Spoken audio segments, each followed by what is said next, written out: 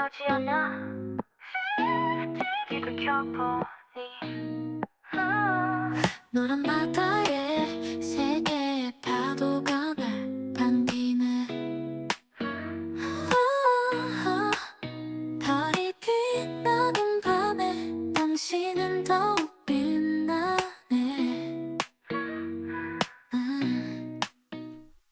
안녕하세요. 펄이 빛나는 밤 주펄입니다. 반갑습니다. 오랜만입니다.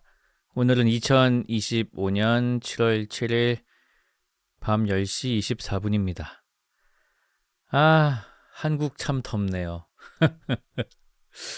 제가 저번 주에 이집트에 다녀왔걸랑요. 근데요. 차라리 거기가 나아요.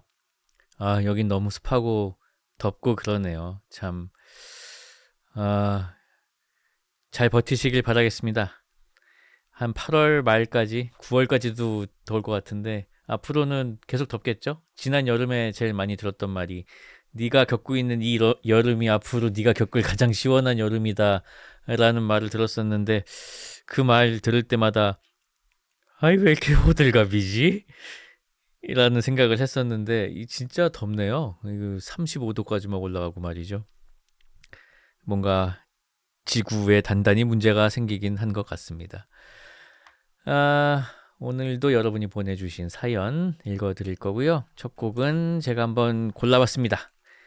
리마의 워먼이라는 곡인데요. 참 좋습니다. 리마의 워먼이었습니다. 굉장히 춤추고 싶은 노래지요. 자, 오늘 첫 번째 사연 읽어보도록 하겠습니다. 쭈하, 저는 7개월 딸내미를 키우고 있는 32살 펄떡이입니다. 맨날 재밌는 펄떡이들의 사연과 필력에 감탄하고 엄두를 못 내다가 저도 사연을 써볼 만한 사건이 생겨 한 팔에 아기를 안고 써보겠습니다. 때는 어느 평범한 주말이었습니다. 아기는 평소처럼 잘 잠이 들었고 저와 아내는 주말을 만끽하며 늦게까지 술과 고기를 뜯었습니다. 제 기억에 전날 남은 와인을 마시느라 한두 잔 마신 것 같습니다. 불토를 부르짖었지만 졸음이 밀려와서 1시경 잠자리에 들었습지요. 그 다음 기억은 길에다가 노상방뇨를 시원하게 갈기고 있었습니다. 이게 꿈이 아닐지도 모른다는 생각에 저의 고관 컨트롤러 중간에 끊었고 약 10초간 이것이 꿈인지 현실인지에 대해 고찰하는 시간을 가졌습니다. 이게 꿈이 아닐지도 모른다는 생각... 이윽고 저는 제 고관 주변이 축축하게 번져가는 느낌을 느낄 수 있었고 이건 현실이라는 생각과 함께 눈이 번쩍 떠지더군요. 시간은 새벽 4시. 제 옆에는 아내가 곤히 자고 있었습니다. 약간의 움직임으로 피해 규모를 측정해보니 제 몸을 덮은 이불의 일부가 젖어 있었습니다. 그리고 뉴턴 행님이 증명하신 것처럼 제가 누워있는 매트리스 쪽은 수해 규모가 더 크더군요. 저는 일단 몸을 일으켜 화장실로 달려가서 참을 수 없는 저의 욕구부터 해결했습니다. 변기로 확인한 그것의 색깔은 잔뜩 농축된 색도 아니고 연노란색이라서 괜히 더 억울했습니다. 오이 방광쿤, 너라면 더 참아낼 수 있었잖아. 소변을 다 해치우고 보니 저의 속옷과 잠옷에 흥건한 자국이 매우 부끄러운 모양으로 새겨져 있더군요. 누가 장난치려고 물총으로 쏜 자국이 아닌 진짜 오줌 싸개의 증표를 마주하니 헛웃음이 살짝 새어나왔습니다. 마지막으로 오줌을 옷에 싸본 기억이 초등학생 때도 없었던 것 같은데 제 몸에 뭔가 이상이 있나 싶은 생각도 들었습니다. 젖은 옷과 속옷을 갈아입고 피해 현장으로 돌아와서 확인해보니 다행히 아내는 잘 자고 있는 것 같았습니다. 이 새벽에 물티슈로 침대를 닦아내자니 도저히 아내에게 설명할 이유가 떠오르지 않더라고요. 아기를 침대 위에 잠깐 올려놓고 오줌이 센척 연기를 할까? 차라리 몽정을 했다고 할까 진지하게 고민했습니다. 오줌 싸개보단 차라리 그것이 어른의 체면이 설까 싶어서요. 아내는 옆에서 곤히 자고 있기에 저는 결국 그냥 열어놓고 말리기를 선택했습니다. 그렇게 수해 현장을 까놓고 그 옆에서 저는 다시 잠에 들었습니다. 다음날 아침에 일어나서 바로 이불들을 걷어 빨래를 돌렸습니다. 다행히 아내는 이유를 딱히 물어보진 않더라고요. 아침에 봤을 때 색깔이나 냄새는 티가 별로 안 나 보였어요. 아내는 옆에서 잘 자고 있어서 눈치를 못 챘나 봐요. 그렇죠? 쭈펄님이라면 공감을 잘 해주시니까 쭈펄님도 이런 일이 있으셨을 것 같아 궁금하네요. 부끄러워 마시고 같이 얘기 나눠주세요. 감사합니다. 쭈펄 화이팅. 저도 있어요, 몇 번. 성인 되고 나서. 2번인가? 근데 공통적으로 겁나 피곤한 날 꿈을 꿨어. 오줌 싸는 꿈을. 근데 이제 꿈에서 느끼죠. 그 약간 그 인셉션의 그거처럼 킥처럼 이 현실로 돌아오는 느낌이 나죠. 뜨뜻해지면서.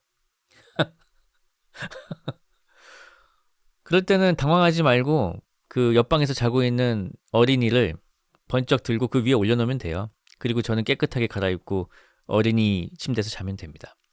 그러면 이제 완전 범죄가 성립하게 되죠. 물론 그렇게 하진 않았고요. 예.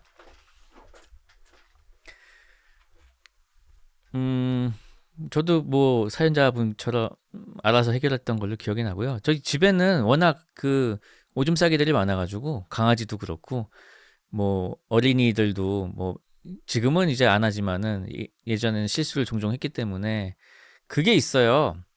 그 세제를 이제 풀어가지고 거품까지 같이 빨아들이는 그런 청소기 같은 게 있거든요. 매트리스 청소기. 그게 집에 있어요. 그래가지고 그거를 지금도 가끔 쓰고 있습니다. 강아지가 가끔 아이들 매트리스에다가 실내할 때가 있어가지고 저는 뭐 충분히 있을 수 있는 일이라고 생각하기 때문에 괜찮은 것 같고요. 몽정이라고 둘러대기에는 그 양이 이 사람이 그렇게 나올 수가 없어요. 근데 그냥 잘 처리하신 것 같아서 다행입니다. 신청곡을 써주시지 않으셨군요. 그럼 제가 선곡하도록 하겠습니다.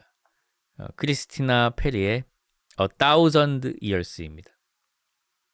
크리스티나 페리의 A Thousand Years였습니다. 이 곡이 영화 OST 월드컵에서 혹평을 맞고 광탈했다고요? 제가 광탈시킨 거예요? 제가요? 제가 언제요? 전 이 노래를 잘 알지도 못하는데요? 그랬어요? 죄송합니다. 이렇게 좋은 노래인지 몰랐어요. 저 요즘 맨날 듣고 있는데.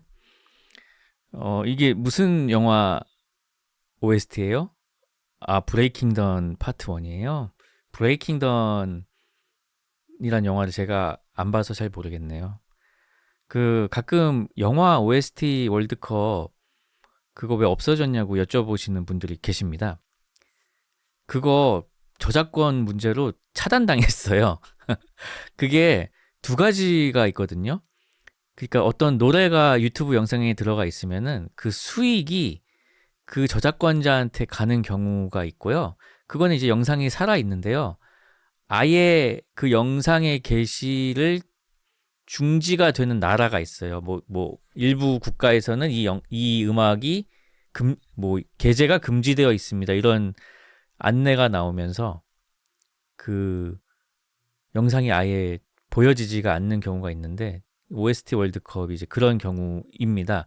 예전엔 보였는데 왜 안 보이냐라고 물으신다면 이게 그때그때 바뀌어요. 그래서 안 보이던 게 또 어느 날 갑자기 보일 수도 있습니다. 그래서 좀 신기하긴 하더라고요. 저도 아쉽긴 한데 뭐 어쩔 수 없죠. 블로그에라도 올려줄 수 없냐고요? 그러니까 거기 올리면 블로그가 이제 정지되는 거 아니에요? 아무튼 이게 저작권 문제가 있어서 올리기는 쉽지 않은데 어떤 분이 이거 백업을 해놨다고 해놓은 것 같은데 그분께 여쭤보시면 카페에 찾아보시면은 불과 며칠 전에 올라온 글이에요. 아무튼 백업을 해놓으셨대요. 그래서 거기서 한번 찾아보시죠. 다음 사연 읽어드리겠습니다. 안녕하시렵니까 펄디. 전에 사연 보냈던 디오니소스 괴인입니다. 펄디는 혹시 원숭이손 괴담을 알고 계신가요? 마법에 걸린 원숭이손의 소원을 빌면 그 소원이 이루어지지만 항상 커다란 대가가 따르거나 내가 원하지 않는 방향으로 이루어진다는 이야기입니다. 예를 들어 한 가정의 아버지가 큰 돈을 얻고 싶다고 소원을 빌면 다음날 아들이 사고로 죽고 보험금으로 큰 돈을 받게 되는 이야기가 가장 유명하죠. 그런데 왜 갑자기 원숭이 손 괴담 이야기를 꺼내냐고요? 이야기를 해보자면 제가 일하고 있는 레스토랑의 오너 부부가 한국에 계신 가족분들의 건강 문제로 휴가를 떠나셨고 헤드 셰프님도 어머님의 건강이 악화되어 일을 그만두시고 한국으로 가시게 됐습니다. 그래서 졸지에 저 혼자 주방을 책임지게 되었는데요. 물론 바쁘고 힘들긴 했지만 2주 뒤에 후임도 들어오고 예전에 혼자 해본 경험도 있어서 할만하겠다 싶었습니다. 그런데도 혼자 일한다는 외로움 때문인지 진심으로 진짜 혼자 일하기 싫다는 생각이 들더라고요. 그래서 그런지 사건 당일 아침 잠에서 깼을 때 무슨 꿈이었는지 기억은 안 나지만 굉장히 꺼림칙하고 무서운 느낌만 남은 채 하루를 시작했습니다. 아침 운동을 하며 밥을 먹으며 샤워를 하며 출근 준비를 하며 속으로 계속 되뇌었습니다. 아, 진짜 혼자서 일하기 싫다. 진짜 싫다. 그날 장사가 마무리될 무렵 면 요리 오더가 들어왔고 육수가 부족해서 육수 봉지를 뜯으려 했습니다. 옆에 가위가 있었음에도 저도 모르게 옆에 있던 칼을 잡고 봉지를 뜯었습니다. 아차 하는 순간 어제 날카롭게 갈아 넣은 제 칼은 제 손을 그대로 썰었고 손가락 끝이 거의 다 잘려 나갔습니다. 앞에 있던 매니저 형이 상황을 보고 급히 병원에 데려다 주셨고 응급실에서 치료를 받은 뒤 당분간은 일하지 말라는 의사의 소견서와 함께 집으로 돌아올 수 있었습니다. 그렇습니다. 혼자 일하기 싫다는 소원을 그럼 너도 일하지 마라는 방식으로 마치 원숭이 손 괴담처럼 이루어진 셈입니다. 그 결과 저는 일해야 할 시간에 이렇게 사연을 쓰고 있네요. 사연을 쓰는 지금도 마취가 풀려가는지 왼손이 너무 아픕니다.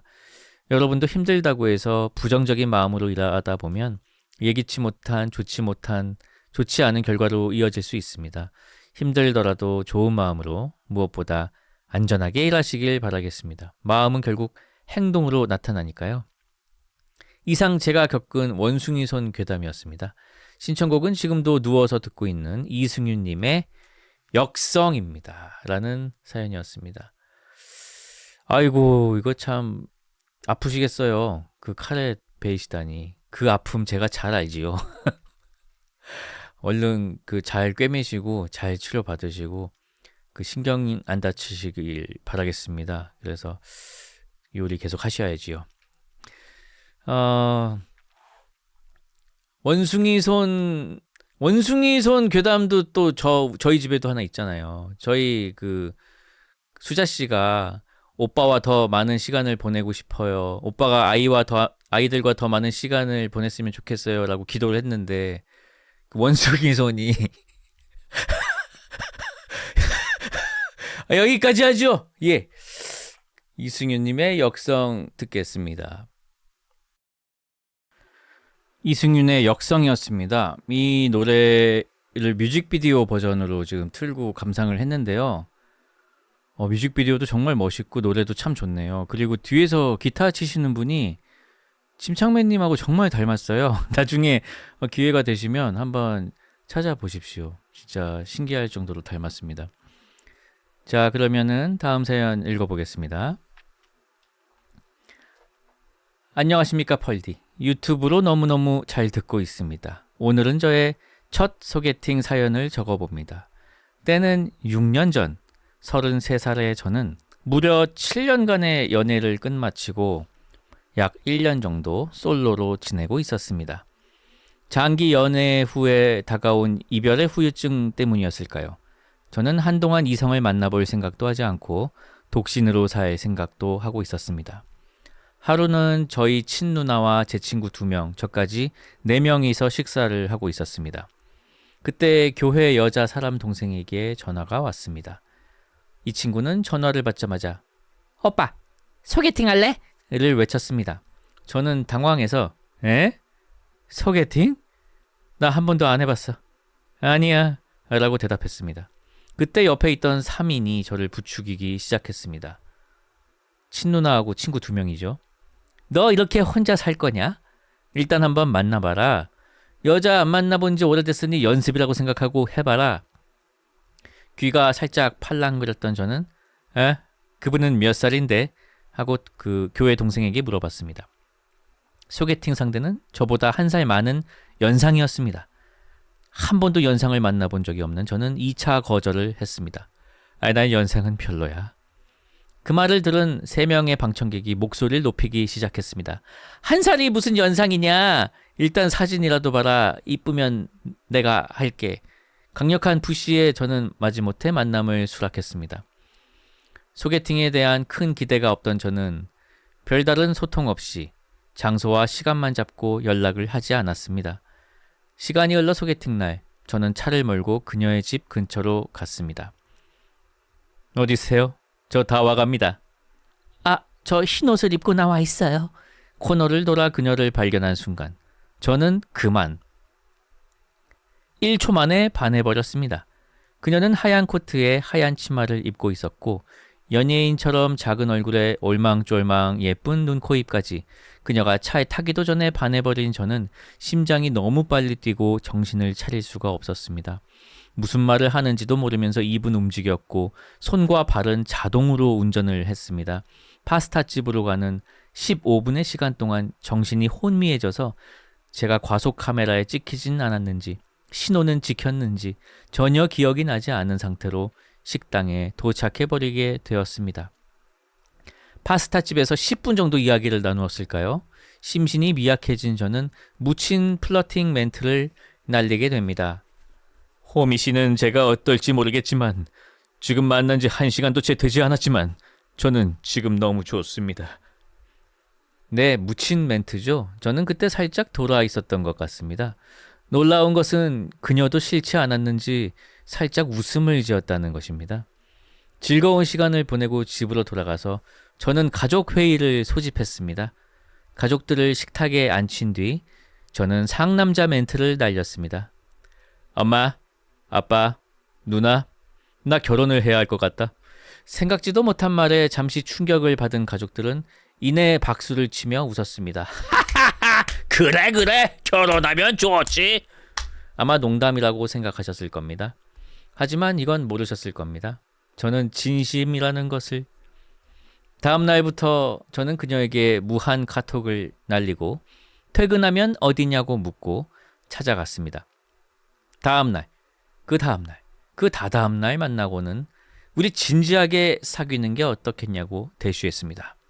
조금 부담스러웠던 걸까요? 그녀는 생각할 시간을 달라고 했습니다. 하지만 저는 기다리기가 너무 힘든 나머지 또 다른 묻힌 멘트를 날리게 됩니다. 그럼 토요일까지만 시간을 드릴게요. 토요일에 수목원에서 만나서 답변을 주세요. 네, 저는 오래 기다릴 수가 없었습니다. 저는 야생마 그 자체였습니다. 억겁과 같은 시간이 흘러 토요일 수목원에서 만나서 잠시 걷자던 그녀는 자연스레 스르륵 손을 잡으며 답변을 대신하였습니다. 그렇게 정식으로 만나게 된 우리는 하루도 빠짐없이 만나서 밤 늦게까지 대화를 하다 헤어지는 날들을 보내게 됩니다. 한 달쯤 이런 만남이 지속되었을 때 문득 그녀가 이런 말을 합니다. 이렇게 매일 만날 거면 그냥 같이 살아야겠어요. 그리고 저는 이렇게 대답합니다. 그러면 같이 삽시다. 이렇게 우리는 동거를 시작하게 되었을까요? 아니요. 저희는 결혼을 준비하게 됩니다. 처음 방문한 예식장에서 가장 빠른 가능한 날짜를 바로 예약하고 예식장에서 함께 운영하는 스드메를 바로 결정합니다. 그렇게 첫 만남 이후 4개월 만에 우리는 부부가 되었습니다. 6년이 지난 지금 저희는 5살, 2살짜리 2딸과 행복하게 잘 살고 있습니다. 여보, 우리의 만남부터 결혼, 출산, 모든 게 기적인 것 같다. 사랑한다. 라고 아내에게 전해주고 싶습니다. 펄떡이 여러분들도 기적처럼 좋은 짝 만나기를 기원합니다.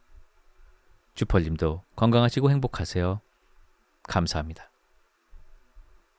라는 사연이었습니다. 이야, 이거 완전 직진남이네, 직진남. 돌아가지 않고 그냥 직진으로 그냥 들이받았는데 어떻게 다 뚫렸네요. 그냥 대단하십니다. 너무 행복하실 것 같습니다. 앞으로도 그 행복이 오래오래 지속되었으면 좋겠습니다. 얼마나 행복하면은 이 신청곡도 안 남겼네? 자, 요즘에 주라기 월드가 화제죠? 전 세계적으로 엄청난 흥행 돌풍을 일으키고 있습니다. 영화 평은 좋지 않더라고요. 근데 흥행 수익은 엄청나더라고요. 오징어 게임도 평은 그닥 좋지 않은데 이 지표들은 엄청나더라고요. 요즘에는 그런 콘텐츠가 참 많은 것 같습니다. 신과 함께 영화도 그런 거 아니냐고요? 그래서 다이노소어 듣겠습니다. 악뮤의 다이노소어였습니다. 채팅창에서 이런저런 수다를 떨다가 그 신과 함께 영화에도 공룡이 나온다는 이야기를 제가 꺼냈습니다.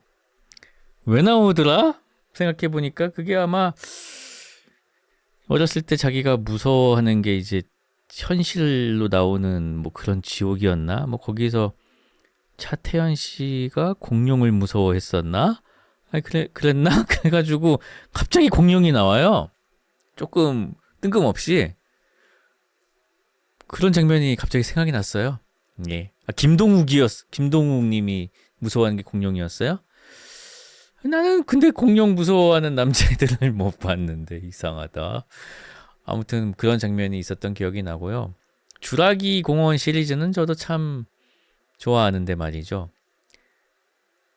저는 그냥 원 빼고는 다 별로 마음에 안 들었어요. 그냥 그 스티븐 스필버그 감독님이 감독한 주라기 공원 1 있잖아요. 96년인가 95년에 나온 거. 그거 빼고는 다 그냥 그랬어요. 그리고 무슨 인도미니사우루스인가 나중에는 실제로 존재하지도 않는 공룡을 무슨 유전자 주작으로 이제 만들어내가지고 어느 순간부터는 공룡도 아니야. 그냥 이상하게 생겼어. 그래서 이게 뭐지? 싶기도 하고 그 유명한 거 있잖아요. 그 스타로드가 그 랩터 4마리 길들이는 장면 있잖아요. 그때도 공룡을 뭐 길들여서 군사용으로 쓴다고 하는데 저기 공룡이 1000마리가 와도 장갑차 한 대가 있으면 공룡 다 찢어져요. 그걸 왜 군사용으로 써요? 나 이해가 안 되는 거예요. 그래가지고 몰입이 안 되더라고. 그랬습니다. 네. 자, 다음 사연 읽도록 하겠습니다. 안녕하세요. 저는 괴수 밑에서 학위 과정을 하고 있는 대학원생인데요. 울 괴수만한 괴인은 없지. 괴수님을 제보해야지 생각만 하고 있다가 최근 참을 수 없는 일이 일어나 소개하고자 사연을 씁니다. 괴인은 아니고 괴수인데 제보해도 괜찮겠지요? 쭈펄님의 유쾌한 목소리로 이 사연을 들으면 별일 아닌 어이없는 썰 정도로 넘기고 몇 달 뒤 졸업까지 잘 해낼 수 있을 것 같아서요. 이공계 대학원생들이라면 모두 알만한 교수 평가 사이트가 있었는데요. 오각형 스탯으로 강의력, 인건비, 논문 지도력, 랩실 분위기, 인품을 평가하여 교수님에 대해 대략 파악할 수 있었어요. 여기서 저희 교수님은 오각형이 아니라 사다리꼴이었습니다. 어디가 깎였는지는 사연을 읽으시면 저절로 알게 되실 것 같습니다. 교수님이 혈기왕성한 시절 일주일마다 학생을 돌아가며 갈궜다가 본인 혼자 화해했다가를 반복하곤 했습니다. 그러다 교수님이 나이가 드시기도 했고 학생들도 다들 어느 정도 시니어가 되어 갈굴 일이 적어져서 최근에는 꽤나 오랫동안 평화롭게 지냈던 것 같습니다. 그렇지만 사람이 쉽게 바뀌지 않는 걸 알기에 저희도 이 휴화산이 언제 터질지 모른다라는 생각을 하며 살아가고 있었죠. 그리고 그게 바로 지난주였습니다. 랩실은 과제 연구비로 굴러가기 때문에 대학원생이라면 과제 제안서를 작성해야 하는데요. 보통 교수님께서 어느 과제에 지원하자고 알려주시면 저희가 제안서를 작성하는 방식이었습니다. 이날도 마찬가지로 교수님이 A 과제에 지원하자고 하셔서 제안서를 작성 중이었습니다. 갑자기 제출 마감이 얼마 안 남은 과제를 알려주시긴 했지만 노예에겐 익숙한 일이니까요. 여기까진 큰 불만은 없었습니다. 밤을 새며 다른 연구원 분들과 부랴부랴 쓰고 있는데 한 분이 근데 이거 저희 지원 가능한 과제 맞죠? 하시는 게 아니겠습니까? 설마 교수님께서 잘 확인하셨겠지.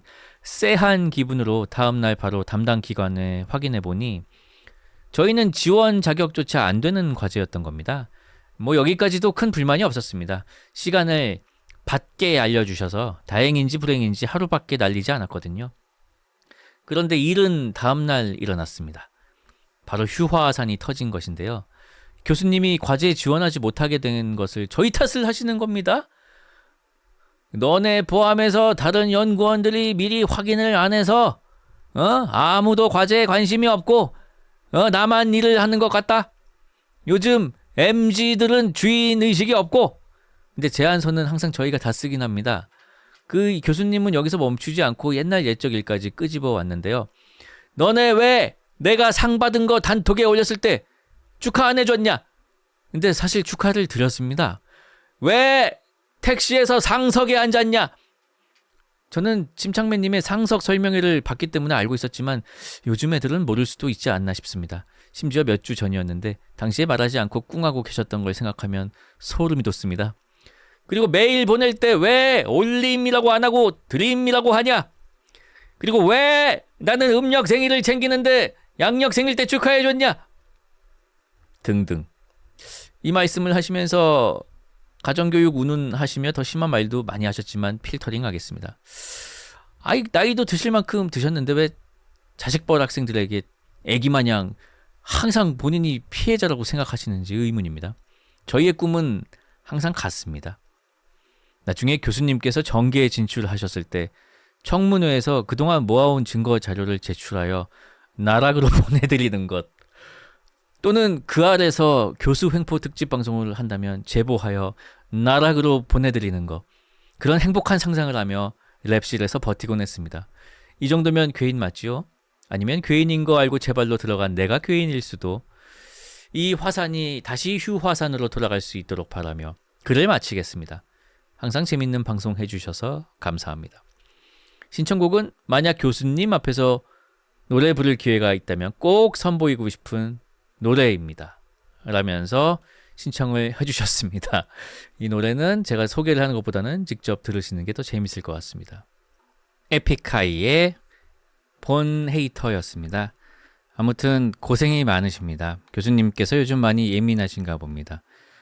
그리고 상석 설명에 제가 못 봤지만 제가 알고 있는 이 상석 순서가 맞는지 한번 봐주세요. 자동차에 그러니까 4명이 탄다고 했을 때 운전석을 제외하고 상석은 조수석 뒷자리입니다. 그러니까 운전자와의 대각선. 보통 이제 그 사장님 앉는 자리 있잖아요. 기생충 보시면 거기 사장님 앉는 자리. 거기가 이제 1번이고 2번은 그 옆자리. 그러니까 운전석의 뒷자리. 그리고 3번이 조수석. 저는 이렇게 알고 있는데요. 이 순서가 맞지 않나요? 네, 그래서 항상 여러 명이 차를 타게 된다면 가장 어르신 분을 그 자리에 앉히시고요. 식당에서도 상석이 있어요. 네, 그 벽을 등지시게, 어르신들이 벽을 등지게 앉게 하시면 됩니다. 저 옛날에 그거 모르고 어르신이랑 갔는데 제가 그 벽을 등지고 앉았다가 혼난 적이 있었어요. 한번 혼나면은 이제 다시는 안 까먹게 되긴 합니다. 다음 사연 읽어드리도록 하겠습니다. 안녕하세요. 쭈펄 앤 펄떡이님들. 오늘은 보물 사연을 쓰러 왔습니다. 제 보물이 뭔지 말씀드리기 전에 얼마 전 프란치스코 교황께서 선종하시고 콘클라베가 열렸죠. 그리고 사연을 쓰는 오늘 새벽에 굴뚝에 흰 연기가 피어오르고 레오 14세 교황님이 즉위하셨네요. 사실 프란치스코 교황님의 선종 소식을 접하고 며칠 동안 슬픔에 잠겼습니다. 누가 보면 이상하리만큼요. 전 가톨릭 신자도 아니거든요. 이 슬픔이 무엇일까 살펴보다 문득 눈에 들어온 저의 추억 상자. 거기에 제 슬픔의 답이, 저의 보물이 들어있었습니다. 바티칸 기념 주화가요. 이 주화가 제 보물이 된 사연을 설명드리려면 시간을 돌려 2014년으로 거슬러 올라가야 합니다. 당시 전 육군 상병이었고 새로 들어온 제 아들 군번, 그러니까 1년 차이 나는 후임을 데리고 다니며 이것저것 가르치고 있었습니다. 근데 그 후임은 조금 특이한 면이 있었습니다. 뭔가 또래보다 욕구가 절제된 바른 모습이 특이했죠. 알고 보니 신학과에 다니다가 입대한 친구였어요. 가톨릭 신부가 되려 준비하던 이등병? 지루한 군 생활에 꽤나 흥미로워서 장난을 많이 쳤습니다. 예를 들어 맥심 잡지를 후임 관물대에 몰래 넣어놓고 사탄 들렸다고 놀리거나 자기 전에 기도해달라고 시키곤 끝에 나무아미 타부를 한다거나 그러다 보니 꽤나 친해져서 군번 차이가 많이 나는데도 붙어 다녔죠. 그러던 어느 날 그 후임이 뭔가 우물쭈물 머뭇머뭇 술렁술렁 하는 겁니다. 그래서 무슨 걱정이라도 있냐 물어보니 휴가가 나가고 싶다는 겁니다. 에? 안 그래도 휴가가 적기로 유명한 부대인데 이등병이? 휴가? 나름 자대에 잘 적응하고 있어 보였는데 혹시나 하는 마음에 집에 무슨 일이라도 생겼냐? 청원휴가 요청해 볼래? 라고 되물었습니다. 그랬더니 조심스레 돌아온 대답은 휴가 나가서 교황님을 뵙고 싶습니다. 였습니다. 뜬금없이 성스럽지요? 알고 보니 그때 프란치스코 교황님이 방한을 앞두고 있었고 후임은 신부를 목표로 하는 신학생으로서 교황님을 직접 뵐 수 있는 이 기회를 도저히 놓칠 수가 없었던 겁니다. 그래서 일단 알겠고 방법을 찾아보자고 다독였죠. 그런데 이게 웬걸? 이후 진행된 훈련에서 저희 소대에 포상휴가가 떨어진 겁니다. 하지만 단 한 명. 이에 저는 간부와 소대원들에게 그 후임에게 휴가를 주자고 설득했고 결과는 후임에게 천재일우의 기회가 주어지게 되었습니다. 뛸 듯이 기뻐하는 후임을 보고 뿌듯했었죠. 그렇게 휴가를 나갔다 복귀한 후임은 교황님을 가까이서 뵐 수 있었고 덧붙여 말하기를 분명히 자신에게 눈인사를 하셨다고 눈을 반짝이며 이야기했습니다. 마치 매드맥스에서 날 보셨어! 날 보셨어! 가 떠오르더라고요. 암튼 그런 후임을 보니 참 뿌듯하더라고요. 그런 일이 있고 시간이 지나 무사히 전역한 저는 복학 전까지 공장을 다니며 돈을 모았습니다. 20대 목표였던 유럽 여행을 가려고요. 그렇게 몇 달을 일해 번 돈과 군대에서 모은 돈을 다 합쳐서 서유럽을 돌아다니다가 로마, 바티칸에 도착했습니다. 말 그대로 성스러운 풍경에 매료되어 여기저기 둘러보다 보니 바티칸 우체국이 있기에 들어가 보았습니다. 그리고 그곳엔 기념주화, 우표, 그리고 옛 양피지를 모방한 편지지 등을 팔고 있더라고요. 그때 문득 그 후임이 생각났습니다. 바티칸에서 군대로 보내는 편지와 기념주화라니. 벌써 낭만으로 가득 찬 마음. 즉시 편지지를 사서 나와 바티칸 광장에 쪼그려 앉아 편지를 써내려갔습니다. 아들, 군 생활 얼마나 남았냐? 난 지금 바티칸인데 네 생각이 나서 쓴다. 그런데 그때 광장 한 구석에서 환호성이 들리기에 고개를 돌렸습니다. 그리고 그곳엔 창문에서 손을 흔드시는 프란치스코 교황님이 계시는 겁니다. 알고 보니 창문에서 3종 기도를 드리는 시간이더라고요. 물론 내용은 못 알아들었습니다만 참 꿈 같은 우연이었습니다. 그렇게 환상적인 유럽 여행을 마치고 복학을 준비하며 많은 준비와 계획을 세웠으나 실상은 온갖 술게임과 음주 가무에 취해 대학교 2학년을 날렸죠. 그땐 왜 그랬는지 학점이 망가진 걸로 세상이 무너진 양 무기력증에 빠져 자취방에 누워있는 날이 계속되었습니다. 그러던 어느 날 집에서 전화가 온 겁니다. 너한테 편지가 하나 왔는데 가져가라고. 어? 나한테 편지 쓸 사람이 없는데? 저는 바티칸에서 썼던 편지의 존재를 잊어가고 있었던 거죠. 그참에 부모님도 뵙고 싶어서 기차를 끊고 본가에 도착. 이내 편지 봉투를 보니 발신인은 그 후임, 수신인은 저. 그런데 편지 봉투 안에 바티칸 엽서와 기념 주화가 들어있는 겁니다. 순간 반송된 건가 싶다가 엽서를 읽어보니 엽서엔 이렇게 적혀 있었습니다. 형 편지 받고 바로 답장 쓰려고 했는데 나도 전역하고 바티칸에 가서 거기에서 답장을 해야겠다 마음먹었어.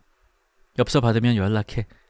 라고 뭔가 벅차오르는 마음에 바로 전화를 해보니 엽서 갔어? 라며 반갑게 받아주더라고요.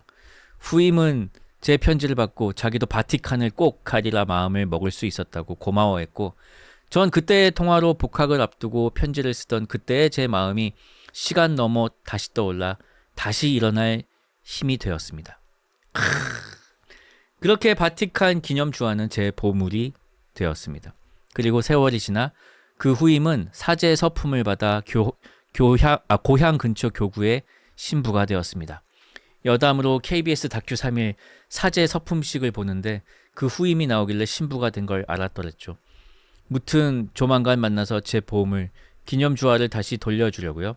교황님의 선종에 많이 슬퍼하거나 다른 힘든 시간을 보내는 교인이 계시면 드렸으면 해서요. 제게 따뜻함을 줬던 이 주화가 다시 누군가에게 그 온기를 전한다면 또다시 낭만이 아닐까요? 사연이 길었습니다. 신청곡은 루서 반도로스의 애니 러브 틀어주세요. 펄바라는 사연이었습니다. 야, 이거 낭만 치사량이구만. 낭만 치사량이에요. 그랬던 그가 지금 제 옆에 누워있네요 엔딩을 기대하신 분이 많은 것 같은데요. 신부님이 되어버렸네요. 그 신부가 아니고 참 대단한 낭만입니다. 그 사제 서품식 저도 다큐멘터리 봤었는데요. 근데 제가 봤던 게 사제 서품식 다큐인지 그거보다 더 오래전에 만들어진 그 신학교의 7학년 그걸 그린 다큐인지는 잘 모르겠는데 아무튼 대단하더라고요. 신부님이 되는 과정도. 가장 훌륭한 그 사제는 평생 그 신학생처럼 사는 것이다라는 말이 있을 정도로 엄청나게 엄격한 규율 하에 군대도 동시에 갔다 오고 공동체를 유지하기 위해서, 그리고 불교 수업까지 있더라고요. 그런 굉장히 열려있는 모습에 아주 신선한 충격을 받았습니다. 그리고 마지막에 이제 사제 서품을 받는 날에는 온몸을 이제 오체투지 하듯이 땅에 붙이고 나서 다시 일어나는데, 그거는 이제 인간 아무개가 쓰러지고 사제 아무개가 일어난다라는 그런 의식이었는데, 거기서 온 가족들이 이제 눈물을 흘리더라고요. 그걸 굉장히 저도 인상 깊게 봤던 기억이 나서 이 사연이 더 멋지게 다가오는 것 같습니다. 신청해 주신 곡 루서 반도로스의 애니 러브 듣도록 하겠습니다. 자, 다음 사연 읽어드리겠습니다. 안녕하세요, 펄디. 아내 덕분에 주펄에 빠지게 된 쭈리니입니다. 처음 사연을 올리는지라 두서없는 글 이해 부탁드립니다. 저는 아내와 함께 극 N 성향을 가진 여행자입니다. 저희는 보통 여행을 갈 때 아무런 계획도 없이 그저 옷만 잔뜩 챙겨 훌쩍 떠나곤 합니다. 작년 결혼 2주년을 맞아 스페인 바르셀로나와 포르투갈로 2주간 여행을 다녀왔는데요. 이번 여행은 정말 잊지 못할 사건의 연속이었습니다. 여느 때처럼 숙소와 비행기 표만 대충 예약해두고 어딜 갈지 어렴풋이 정해둔 채로 떠났죠. 그런데 여행 이틀째 되는 날 아내가 새벽부터 장염 증상으로 호텔에서 꼼짝도 못하게 되었습니다. 아내는 아무것도 먹지 못하고 저는 근처 슈퍼에서 산 케첩 맛이 나는 파스타 비슷한 걸로 이틀을 버텼죠. 나흘째 되던 날 아내가 겨우 회복하더니 이번엔 스페인 음식은 도저히 못 먹겠다며 한식이 먹고 싶다고 하더군요. 덕분에 바르셀로나 한복판에서 삼겹살, 김치찌개, 김치말이 국수 등 온통 한식만 먹어야 했습니다. 스페인까지 가서 한식을 줄줄이 먹다니 정말이지 제가 한식을 이렇게까지 많이 먹어본 건 처음이었어요. 6일째 밤 드디어 아내가 완전히 회복되었고 다음 날엔 포르투갈로 떠나는 일정이었습니다. 바르셀로나에서의 마지막 밤이니 야경이나 보러 나가자고 해서 시내로 나갔죠. 유튜브며 지인들이 그렇게 소매치기를 조심하라고 신신당부했지만 극 N 성향의 저희 부부는 귀찮아서 소매치기 방지용 목걸이도 지갑 체인도 준비하지 않았습니다. 시내 한복판의 인기 레스토랑 앞에서 저희는 줄을 서 있었고 저희 앞에는 현지인 커플, 뒤에는 현지인 여성 한 명이 있었습니다. 메뉴판을 보며 무얼 먹을지 고민하고 있는데 갑자기 중동 혹은 인도인으로 보이는 남자가 저와 아내 사이로 쑥 끼어들더군요. 순간 직감적으로 아내를 제 쪽으로 끌어당기고 경계했습니다. 그 남자는 메뉴판을 잠깐 보더니 금방 사라졌죠. 잠시 후 뒤에서 어떤 남자가 영어로 지갑이나 핸드폰이 있는지 확인해 보세요! 라고 외쳤습니다. 안에는 소지품이 모두 있는 걸 확인했지만 저는 그제야 바지 주머니를 뒤적였고 아뿔싸 최신형 핸드폰이 사라진 겁니다. 그 남자는 이미 온데간데 없었고 뒤에서 소리치던 남자는 이미 도망갔다고 말해주더군요. 그제서야 정신을 차리고 보니 핸드폰 케이스에 끼워둔 카드 2장도 함께 사라졌다는 사실을 깨달았습니다. 그 카드로 여행 경비를 쓰려 했는데 말이죠. 핸드폰과 카드를 모두 잃고 멍하니 서 있는데 제 아내는 저를 보며 어이없다는 표정을 지었습니다. 그렇게 카드 정지, 핸드폰 분실 신고를 한 뒤 저희는 예정대로 포르투갈 리스본으로 이동했습니다. 포르투갈에서의 첫날, 예정되어 있던 현지 투어를 하며 가이드에게 물었습니다. 여기도 소매치기가 맞나요? 가이드는 웃으며 대답했습니다. 아, 저도 바르셀로나에서 소매치기 당해봤어요. 리스본의 소매치기들은 여기에서 기본기를 익히고 유망주들은 바르셀로나로 넘어가서 프로 소매치기 팀으로 활동해요. 저희는 그제야 깨달았습니다. 바르셀로나의 소매치기들은 정말 프로였구나. 그 후로 남은 여행 기간 동안 저는 아내에게 여보, 나 핸드폰 5분만 쓸게. 여보, 나 저거 먹고 싶은데 5유로만 주면 안 돼? 하며 초등학생처럼 허락받으며 다녀야 했습니다. 아직도 가끔 그날의 밤을 떠올리며 웃곤 합니다. 저희 부부는 이제 어디를 가든 소매치기 대비는 철저히 하기로 했답니다. 여행지에서 소매치기 조심, 여러분도 꼭 기억하세요. 신청곡은 밀레나의 디어 바르셀로나 부탁드립니다. 라는 사연이었습니다. 아, 소매치기가 1부 리그가 있고 2부 리그가 있군요. 그래서 리스본, 포르투갈에서 기본기를 익히고 그리고 스페인으로 가서 활동을 한다. 이거 처음 알았네요. 이 리그가 있는 줄은 몰랐습니다. 대단합니다. 아무튼 다음부터는 지갑 간수 잘하시길 바라겠습니다. 디어 바르셀로나 듣겠습니다. 자, 다음 사연 읽어드리겠습니다. 다음 사연도 외국에서 벌어진 일입니다. 안녕하세요. 얼마 전 주펄님은 공항에 갈 때마다 특별 대우를 받는다는 이야기에 생각난 일을 적어봅니다. 여기서 이 특별 대우는 뭐냐면요. 저는 이제 공항에 갈 때 매우 높은 확률로 그 마약 검사를 받아요. 그 기계 통과할 때 그 신발도 벗어보라 그러고 그 개를 데려와서 막 냄새 맡게 하고 그게 약간 좀 민머리 분들이 가끔 당하는 일이거든요. 뭐 그런 얘기를 했던 기억이 납니다. 이번 이집트 여행 때는 거긴 워낙 보안이 빡세서 뭐 너나 할 것 없이 다 이제 손으로 몸수색하고 막 그런 것도 이제 많이 당했는데요. 아무튼 뭐 그런 얘기를 했던 기억이 있습니다. 사연 계속 읽겠습니다. 몇 년 전 워킹 홀리데이 비자를 받아 호주로 떠났습니다. 쿠알라룸푸르를 경유하는 저가 항공을 이용했습니다. 마침 같은 경로로 호주에 갔다 온 친구가 있어서 물어보니 쿠알라룸푸르에서 4시간 대기하는 동안 짧은 여행을 하고 가면 좋다 해서 그러려고 했습니다. 환승장에서 밖으로 나가려고 했는데 문제는 제가 심각한 길치라서 출구를 못 찾아 같은 곳을 몇 바퀴를 돌고 같은 무빙 워크만 3번을 탔습니다.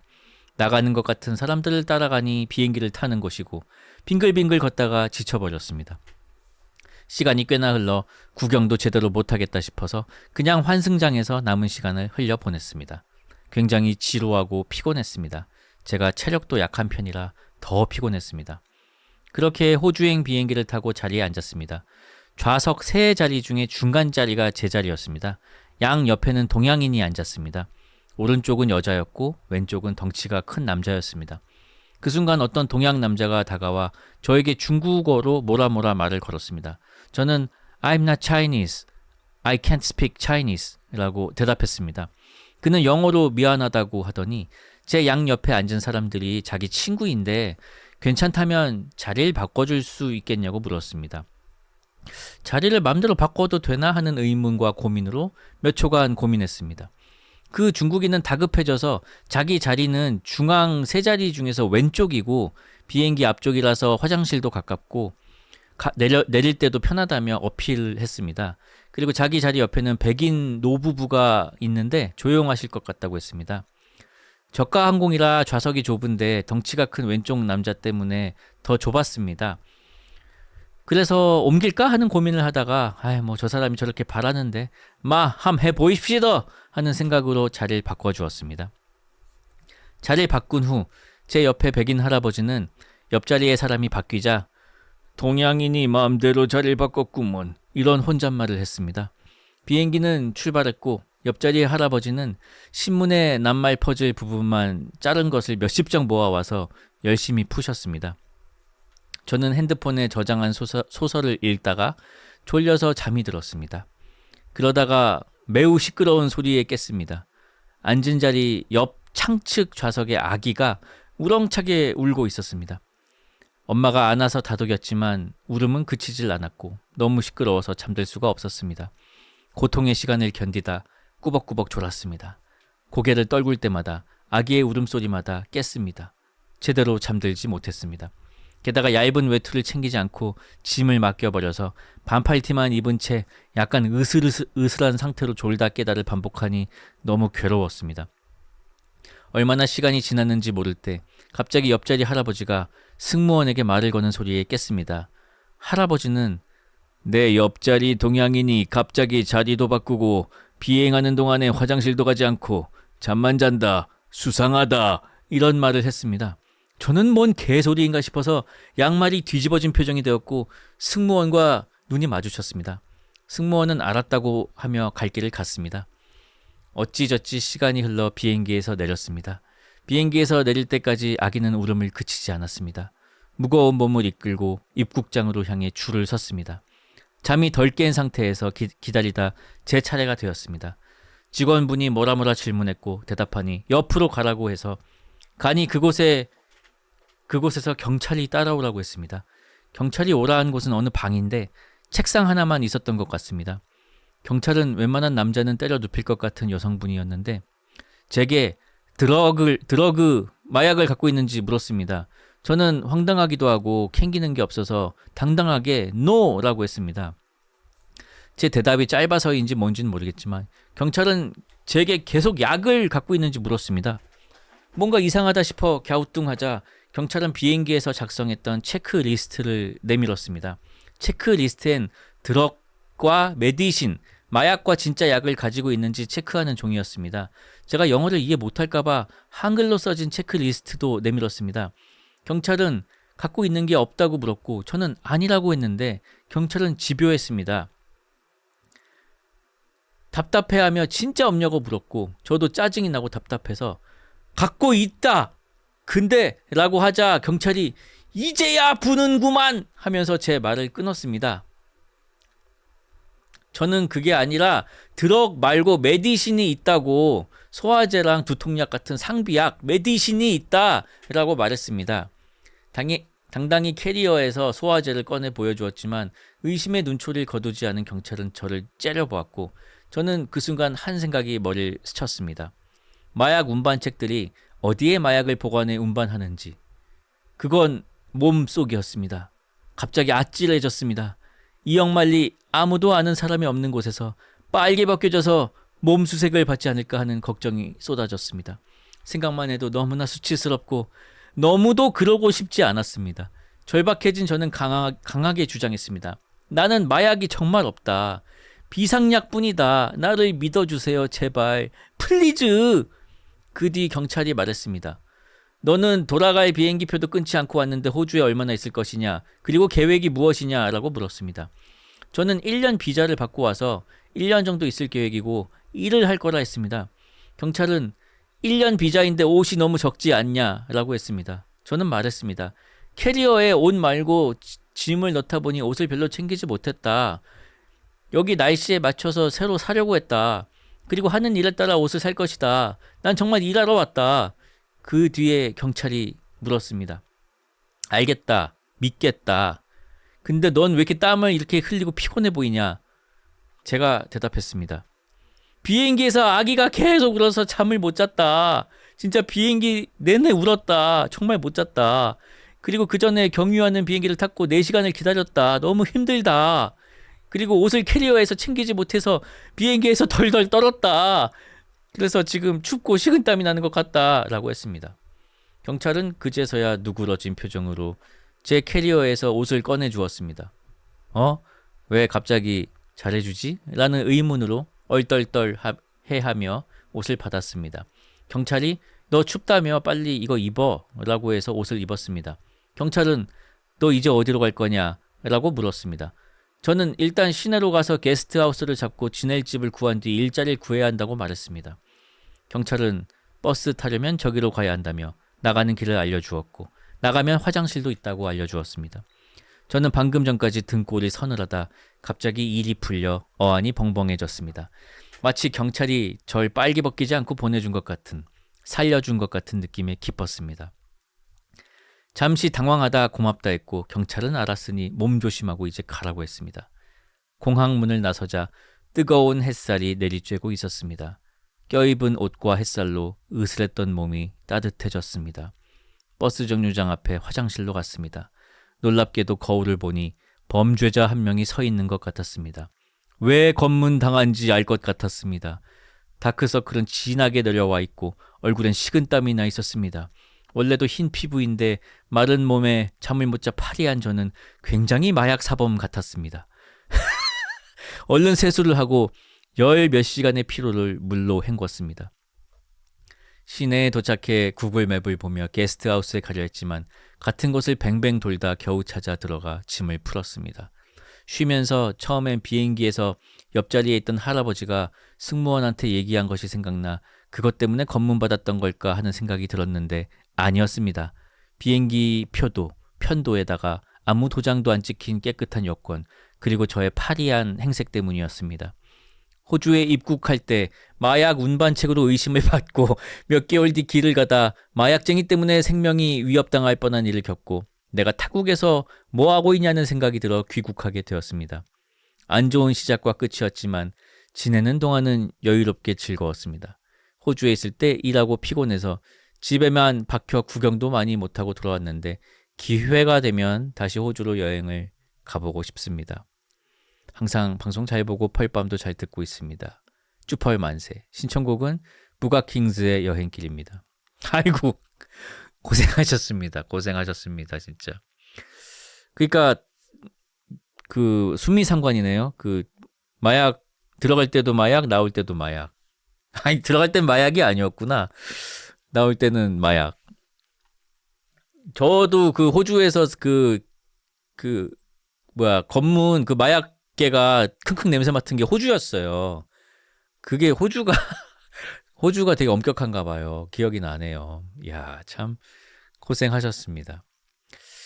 호주는 참 좋은 곳이죠. 네, 정말 좋은 곳입니다. 저도 김풍 작가님하고 예전에 그 마카다미아 농장에 한번 견학을 간 적이 있었는데요. 거기서 스카이 다이빙도 해보고 정말 즐거운 추억이 많은 곳이지요. 저도 언제 한번 가보고 싶습니다.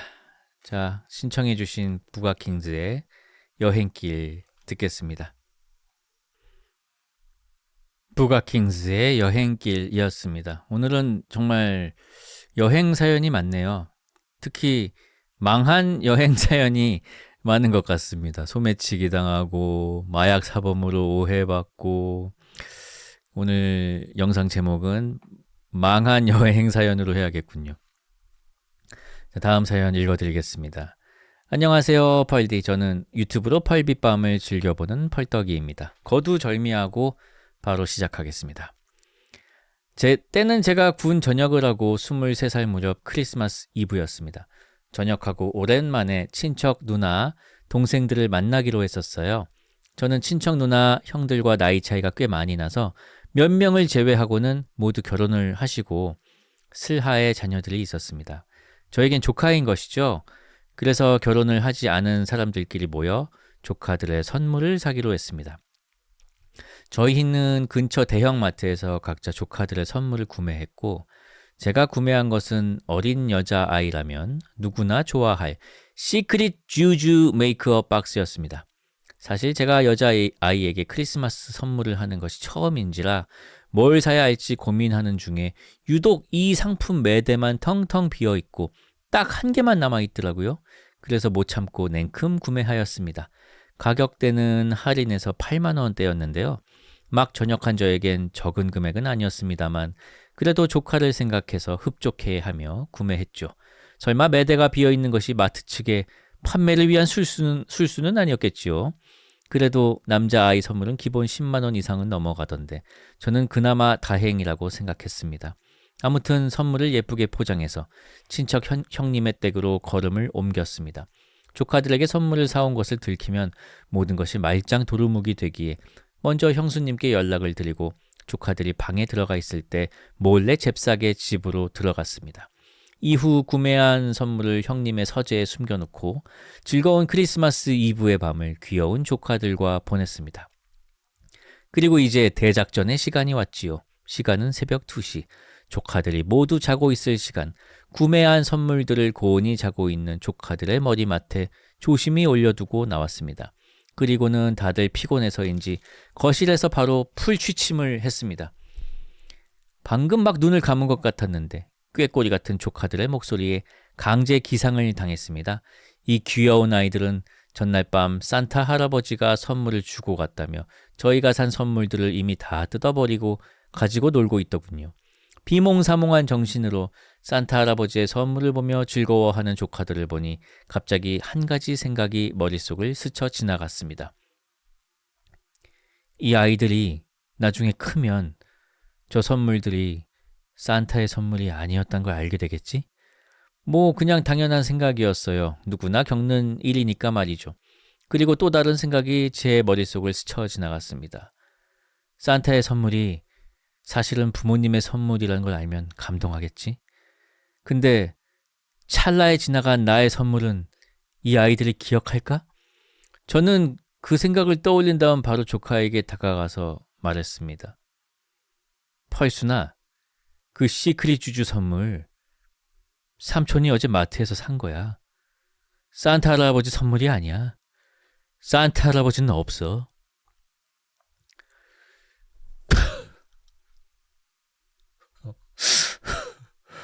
정말 짧은 시간이었는데 지금 다시 생각해봐도 제가 왜 그렇게 했는지 도통 모르겠네요. 조카는 제 얘기를 듣고 처음엔 못 믿는 것처럼 부정하더니 몇 초 지나지 않아서 온몸을 휘저으며 엉엉 울었습니다.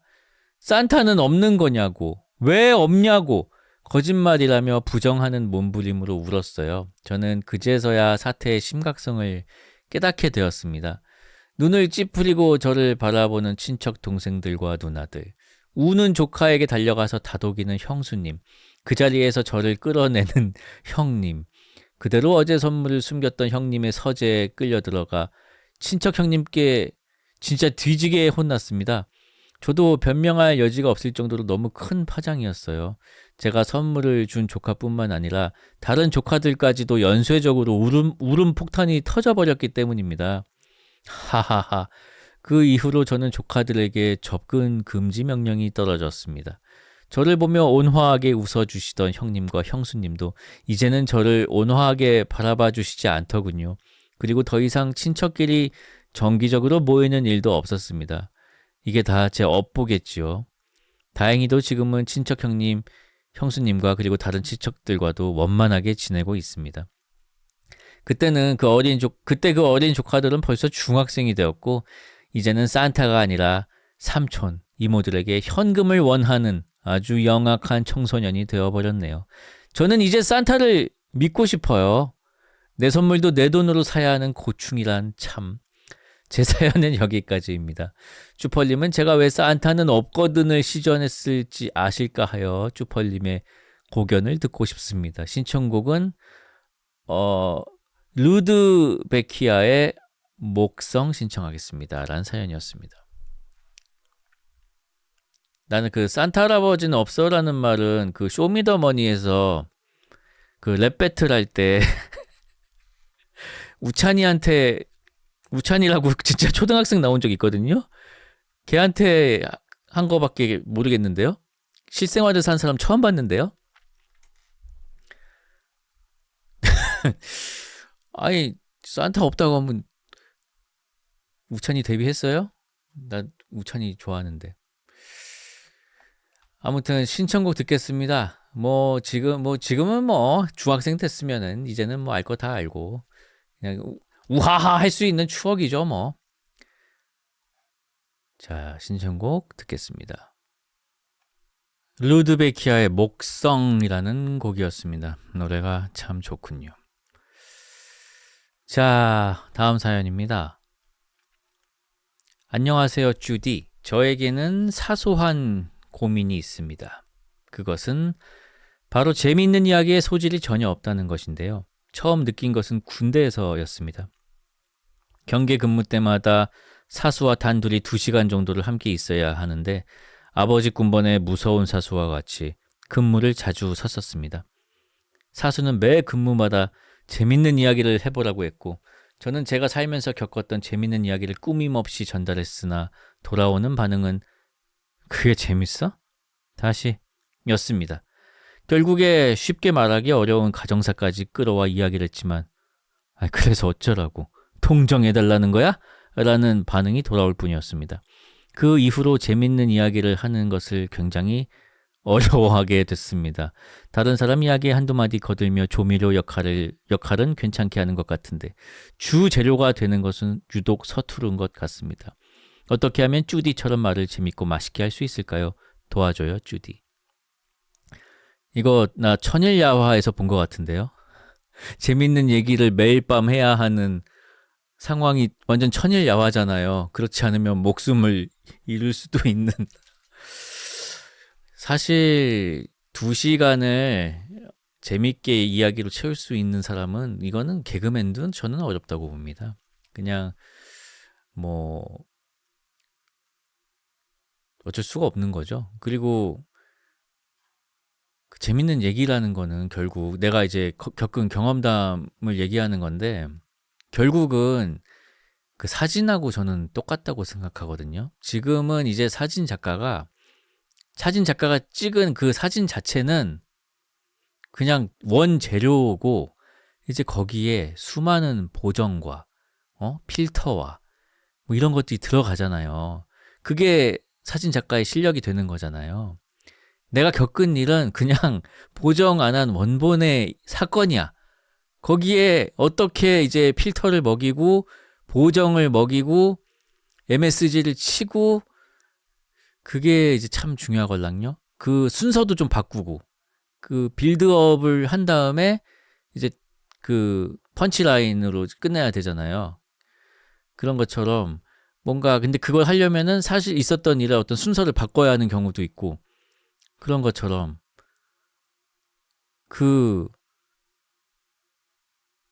그러다 보면은 이제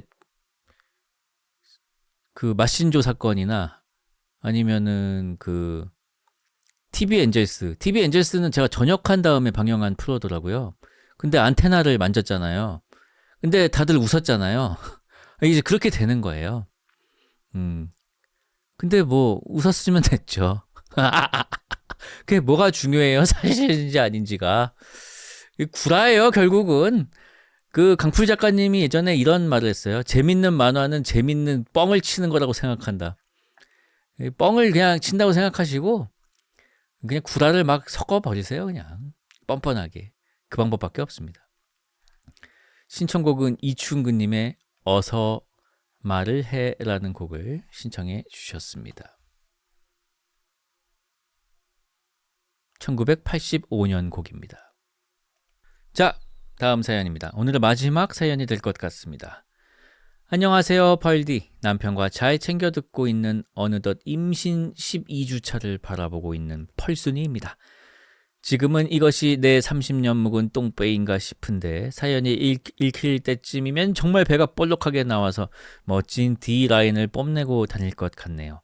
제 남편이 펄디님 왕팬이라 남편과 같이 들을 수 있게 제 사연을 펄밤에 신청하고 싶다는 막연한 생각만 해오던 때 예전에 아기 이름을 지어달라고 하셨는데 성을 깜빡하고 안 적으신 사연을 듣고 저도 이렇게 용기 내서 적어봐용. 지금은 어여쁜 아기를 출산하셨을 텐데 정말 너무나도 축하드립니다. 저희도 아기 이름에 대해 엄청난 고민을 하고 있습니다. 그 이유는 저보다 남편이 아기 이름을 짓는 데 있어서 조금 깐깐하기 때문인데요. 성이 유씨라 이름도 유하게 짓고 싶다. 동글동글한 느낌이 들게 이응이 들어가면 좋겠다.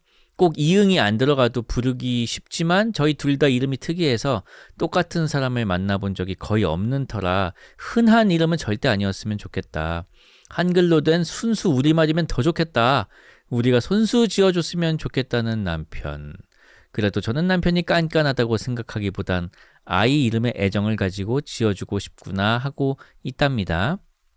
아직 초기라 이른 감이 없지 않고 아이 성별은 아직 모르지만 펄디님 왕팬인 남편이 펄디님이 여자아이와 남자아이 2개 버전의 이름을 지어주시면 어쩌면 긍정적으로 생각하지 않을까 싶네요. 괜한 부담을 드렸다면 죄송합니다.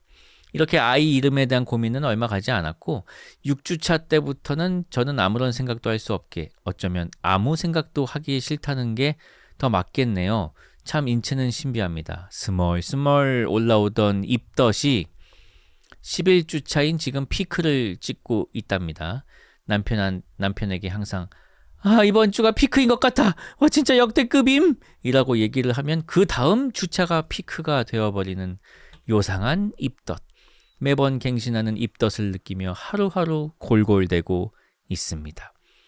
먹는 행복을 좋아하던 제가 먹고 싶은 게 없어지고 더 먹고 싶은데 그럴 수 없을 때 눈물이 쏟아지고 입덧 약을 안 먹고 버티면 두통과 소화불량에 토까지 하는 지경입니다. 좀 더럽지만 제 응아 냄새도 토할 것 같아요. 퇴근하면 기절하기 일쑤고 호르몬 모시기 때문인지 아무 때나 울컥울컥 눈물이 나오기도 하고 엄마나 시어머님께 나 입덧이 너무 힘들다 찡찡대기도 하는데 이럴 때 보면 저는 엄마가 아니라 아직 딸 같다 라는 생각입니다. 뱃속의 아기도 자기 몸을 열심히 만들면서 얼마나 힘이 들까 하는 생각이 들 때면 대견하면서도 안쓰럽고 나만 힘들다고 생각한 게 괜히 괜스레 미안해지기도 합니다. 펄디님 사모님께서는 입덧으로 고생하시진 않으셨는지요? 임신 중기에 들어서면 서서히 괜찮아진다고 하는데 그때까지 어떻게든 잘 버티는 수밖에요. 화이팅! 아이고 아기 이름 지어달라는 글에 저도 모르게 하소연을. 남편한테도 많이 찡찡거릴 거라 생각하시겠지만 그렇지 않습니다. 이 사연을 빌어 남편에게도 고맙다고 전하고 싶네요. 원래도 자상하고 저한테 잘해주었는데 임신하고 나서는 더 잘해줍니다. 머릿속으로는 같이 집안일 도와야 하는데 하지만 제 몸은 소파에 누워서 이 상황을 꽤나 누리고 있네요. 제가 입덧으로 고생하면 오늘 입덧 연기 아주 좋았다며 진짜로 속아 넘어갔다고 농담도 하는데 남편의 이런 시답지 않은 농담이 저는 참 좋습니다. 사람의 마음을 안정시킨다고 할까요?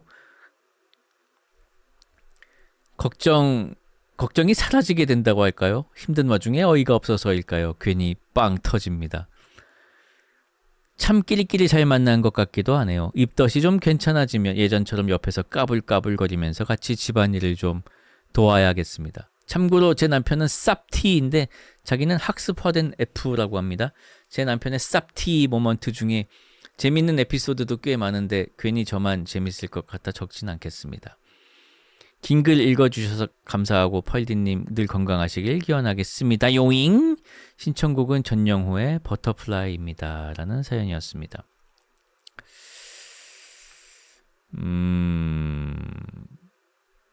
입덧 연기 아주 좋다라고 말씀하신 게 그 쌉티 모먼트 아니에요? 농담이 아니었던 거 아임? 농담입니다. 이건 저의 농담이었고요. 지금 제 머릿속에 또 CPU가 돌아가기 시작했습니다. 사실 이 사연을 읽으면서도 머리 한쪽에서는 이름을 짓고 있었어요.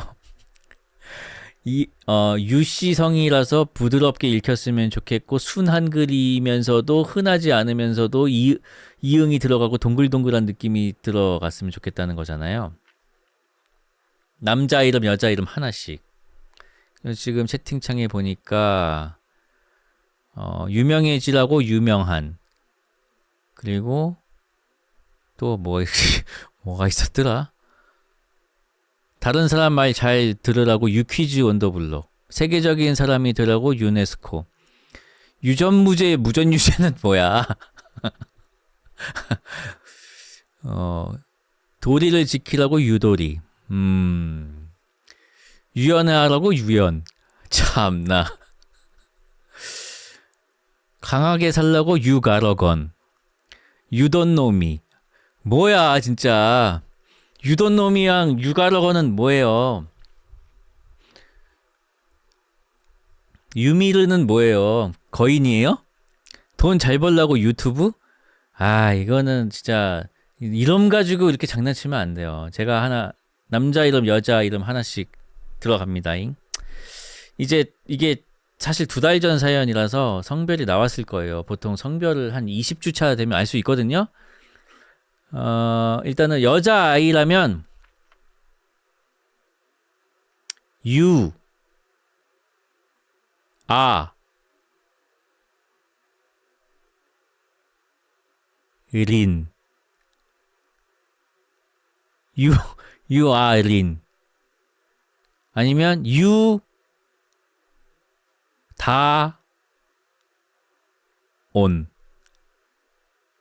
재미없다고요? 이름이 재밌어야 돼요? 아니 이름이 재밌어야 돼? 그 남자아이는요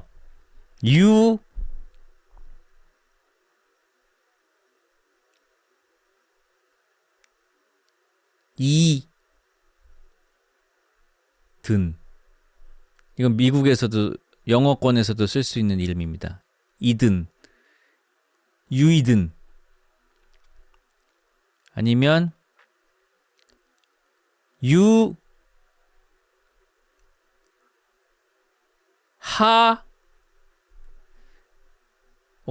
유하온. 뭐 이 정도네요. 유칼립투스 어떠냐고요? 호주예요? 바이든 쪽팔리면 어떡하냐가 왜 나오지? 유이든 유하온인데? 아무튼 이름을 잘 지어보시길 바라겠습니다. 그 이름 짓는 거 정말 재밌는 일이죠. 네. 이렇게 해서 오늘의 사연도 모두 읽어봤습니다. 오늘도 정말 재밌었고요. 마지막 신청곡이 뭐였더라? 아, 전영호님의 버터플라이 들으면서 인사드리도록 하겠습니다. 아, 그리고 좋은 소식이 하나 있습니다. 지금 이 배경 화면에 보이시는 쭈드등, 요거 수요일부터 다시 판매를 하게 되었습니다. 그래서 많은 관심 부탁드리고요. 지금까지 이제 굿즈를 제가 작년 12월인가요? 겨울에 처음 팔아가지고 지금까지 이제 수익금이 좀 났는데요. 거기에 제 돈을 조금 보태가지고 한 1,000만 원 정도를 그 저희 동네에 있는 그 발달 장애인을 후원하는 그 도서관이 있거든요. 거기에다 기부를 했다는 소식을 전해드리면서 여러분께 감사를 전합니다. 자, 저는 다음에 뵙도록 하겠습니다. 저는 이제 방송 끝나고 이제 이집트 여행 영상을 좀 편집을 해볼까 합니다. 그것도 기대해 주시고요. 날씨가 덥습니다. 건강 유념하시고 온열 질환 조심하시고 또 반대로 냉방병도 조심하시고 항상 건강 잘 챙기시고 물 많이 드시길 바라겠습니다. 그럼 지금까지 주퍼리였습니다.